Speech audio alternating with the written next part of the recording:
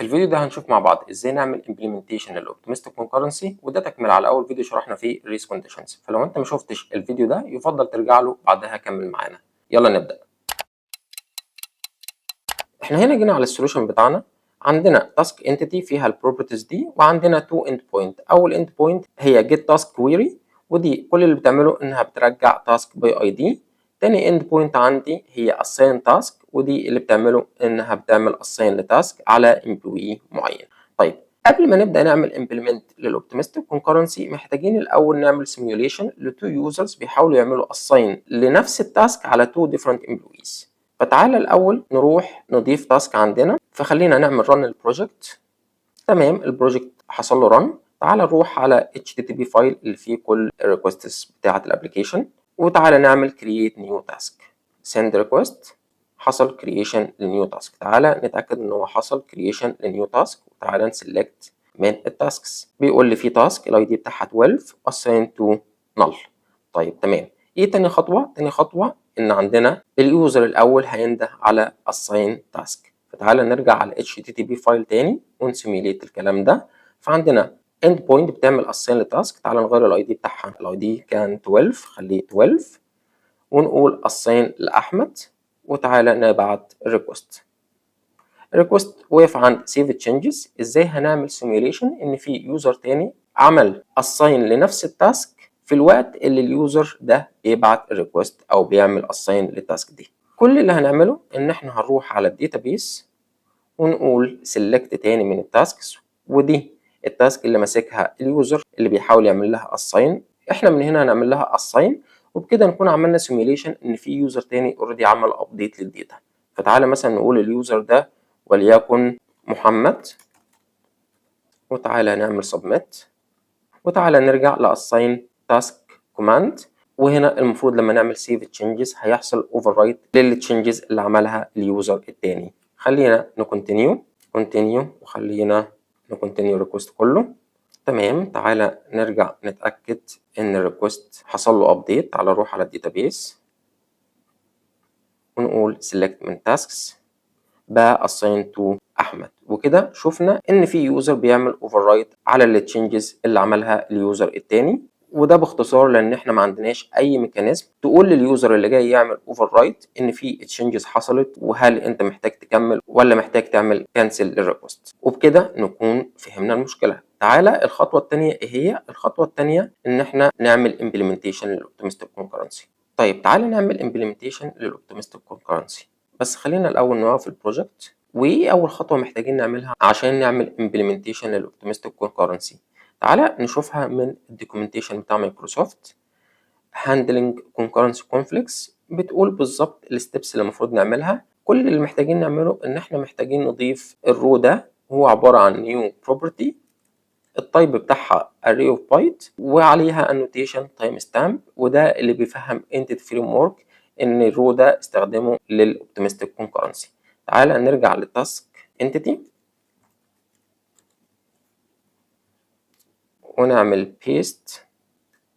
تعالى نضيف namespace، وبكده عملنا الخطوة ان احنا ضفنا عندنا version column الانتيتي framework تقدر تستخدمه عشان تهندل الاوبتيمستيك concurrency. تاني خطوة ايه هي؟ ان احنا نضيف المايجريشن. تعالى ناد migration، نسميها add row version، نقول له اوكي.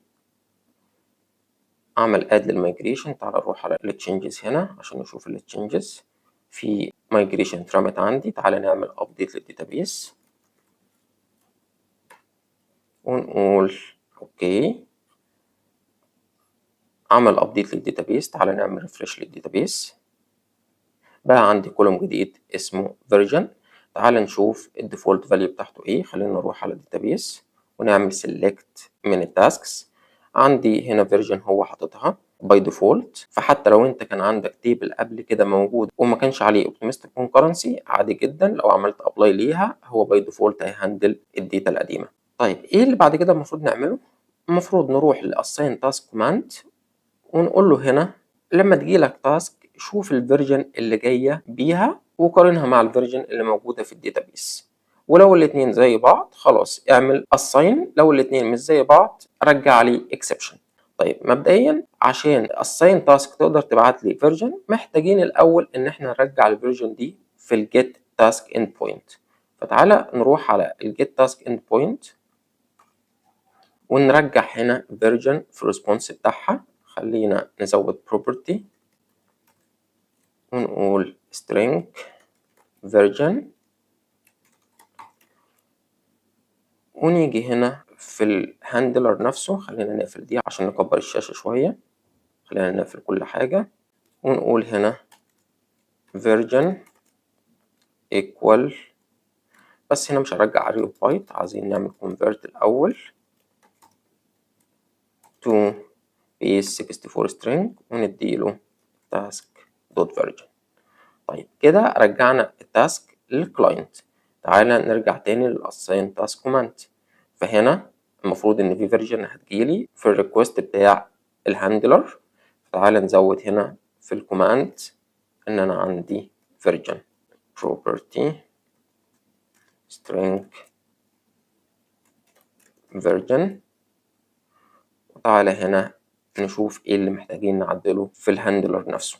مبدئيا مش هنغير اي حاجة من الحاجات اللي موجودة. الحاجات اللي موجودة ايه هي؟ بتعمل attach لتاسك، تابديت assign to، وبتعمل سيف للتشنجز. كل اللي محتاجينه هنا اننا نفهم الانتيتي فريم ورك ايه الفيرجن اللي الكلاينت بعتها عشان تقدر تستخدمها وتقارن بيها الفيرجن اللي موجودة في الداتابيس. فتعالى هنا نقول context dot entry، الانتري بتاعتنا اللي هي task dot property، ايه البروبرتي بتاعتنا اللي هي الفيرجن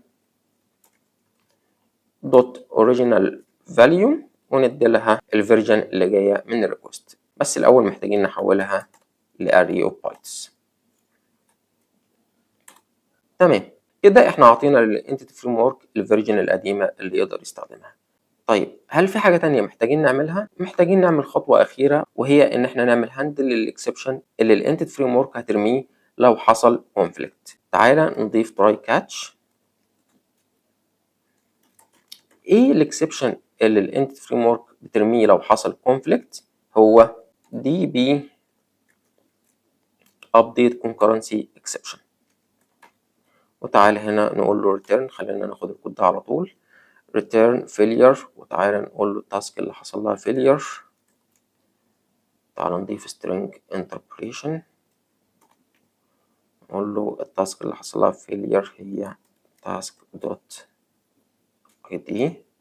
وتعالى ناخد الكود ده ونحطه جوه التراي، كنترول اكس كنترول في، وهنا اعطيني ايرور عشان الكاتش المفروض تبقى مكتوبة كلها لور كيس.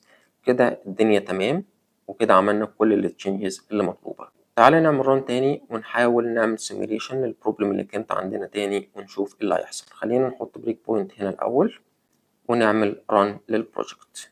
طيب خلينا نروح على ال HTTP فايل بتاعنا ونحاول نعمل assign لنفس التاسك تاني، وخلينا نغير النيم هنا وليكن مثلا محمود، ونبعت الريكوست. المفروض ان هو هيديلي ايرور، هيقول لي ان في فيرجن المفروض تضاف. نجيب الفيرجن من فين؟ تعالى نفتش التاسك تاني. التاسك كان الاي دي بتاعها 12 ونقول ران، ارجع لي فيرجن. تعالى ناخد الفيرجن دي ونبعتها للاساين تاسك فيرجن، ونقول له هي دي الفيرجن اللي عندنا، وتعالى نعمل ران. الريكوست وصل هنا واقف عند save changes. ازاي هنعمل simulate؟ نفس الطريقة اللي عملنا بيها المرة اللي فاتت. هنروح على task database نعمل select، وتعالى هنا نعدل في assign to نسيميليت ان مثلا في يوزر تاني عمل update already، وليكن assign to خليها مثلا احمد 1، او خليها عشان يبقى الموضوع شوية realistic خليها مثلا زياد. نعمل submit. لو تلاحظ الفيرجن اتغيرت هنا لما عملنا تشينج للداتا. وتعالى نرجع للتاسك ونكمل معاها. حصل اكسبشن. ايه الاكسبشن؟ ان انا عندي اوريدي ابديت حصل على الداتا اللي عندي. تعالى نكونتينيو، وكده نكون عرفنا نمنع الاوفر رايد اللي كان بيحصل قبل كده. طيب تعالى نرجع تاني لل HTTP فايل بتاعنا ونحاول نعمل simulation لهاب سيناريو كيس عشان نتأكد إن الدنيا شغالة تمام. خلينا تاني نعمل get للتاسك، هرجع للفيرجن دي، خلينا ناخدها ونحطها في assign to ونقول هنا update لمحمود send continue، أعمل continue، خلينا نكمل الريكوست وبعدها خلينا نتأكد من الداتابيس select بقت assign to محمود. وبكده نكون شفنا مع بعض ازاي نعمل implement الاوبتيمستيك concurrency باستخدام الاوتو مانج توكن. ليه بقول دلوقتي اوتو مانج توكن؟ لان زي ما شفنا التوكن completely managed by database and entity framework core. بس حابب قبل ما اقفل الفيديو ان انا اوضح نقطة مهمة جدا، ان في سولوشن تاني شائع جدا بنستخدمه عشان نحل المشكلة دي، بس للأسف هو مش بيحلها. تعالى نشوف ازاي السولوشن ده بيشتغل. خليني اروح على assign task command تاني، خليني اجيب الكود بتاع السولوشن التاني ونشوفه مع بعض. copy، خليني اشيل منه الحاجات اللي مش مهمة، كنترول A، كنترول copy، كنترول V. خلينا نظبطه بسرعة. الهاندل خلينا نغير الميثود نيم handle 1، وهنا خلينا نقول first or default x.id equal request.id. وتعالى نشوف مع بعض ليه السولوشن ده مش احسن حاجة. اول نقطة ان احنا هنا بنفتش التاسك مع اننا احنا مش محتاجين التاسك، احنا بس محتاجين نعمل ابديت للتاسك. تاني نقطة ان احنا هنا بنتشيك هي التاسك not assigned ولا لا، وبناء على التشيك ده بنقرر نكمل ولا لا. التشيك ده ليه مش كفاية؟ لان لو عندك تو يوزرز الاتنين بيحاولوا يعملوا assign في نفس الوقت، فالاتنين ممكن يعدوا نفس التشيك ده مع بعضهم ويروحوا هما الاتنين يعملوا assign، وما عندناش حاجة تمنع الاساين لو حصل كونفليكت. طيب ممكن تقول لي بس انا كده كده بحتاج اجيب التاسك عشان بعمل تشيكس تانية. تمام، حتى لو انت محتاج تجيب التاسك فالتشيك ده لوحده مش كفاية، عايز تسيبه سيبه، بس التشيك ده لازم يبقى معاه الاوبتيمستيك كونكرنسي تشيك اللي هو اللاين اللي كان هنا ده، نجيبه ونحطه قبل السيف تشينجز بالشكل ده كده. وبكده نكون فهمنا السولوشن التاني ومشاكله وازاي نعدله لو حابين نستخدمه. وهنا نكون وصلنا لنهاية الفيديو، وسلام.